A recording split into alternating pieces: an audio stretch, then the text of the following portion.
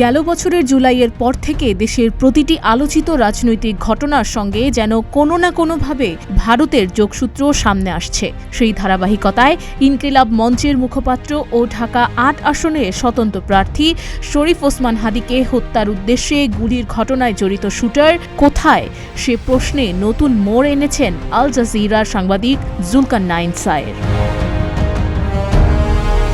রোববার সকালে নিজের ভেরিফাইড ফেসবুক আইডিতে দেয়া এক পোস্টে সায়ের দাবি করেন, শুটার সাবেক ছাত্রলীগ নেতা ফয়সাল করিম মাসুদ ওরফে দাউদ খান ও তার সহযোগী বাইক চালক আলমগীর হোসেন বর্তমানে আসামের গুয়াহাটিতে অবস্থান করছে।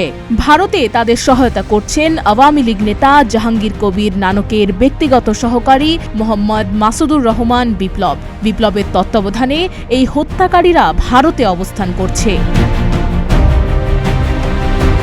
তবে হামলাকারীরা ভারতে পালিয়ে গেছেন কিনা এমন তথ্য নিশ্চিত নয় বলে জানিয়েছে ঢাকা মহানগর পুলিশ।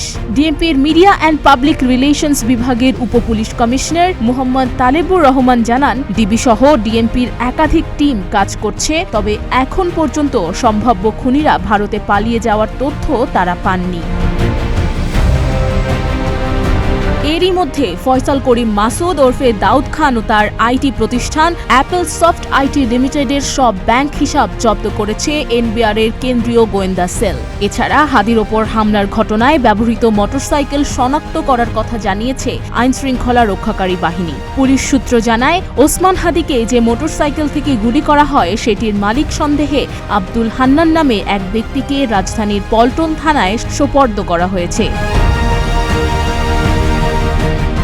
এদিকে হাদীর শারীরিক অবস্থার এখনও দৃশ্যমান কোনো উন্নতি হয়নি বলে জানিয়েছেন তার চিকিৎসায় গঠিত মাল্টিডিসিপ্লিনারি মেডিকেল বোর্ডের সদস্যরা। বিশেষজ্ঞ চিকিৎসকদের মতে তার মস্তিষ্কের অবস্থা খুবই খারাপ এবং ক্লিনিক্যালি তিনি আগের মতোই অত্যন্ত আশঙ্কাজনক পর্যায়ে রয়েছেন। তাকে বিদেশে পাঠানোর পরিকল্পনাও চলছে।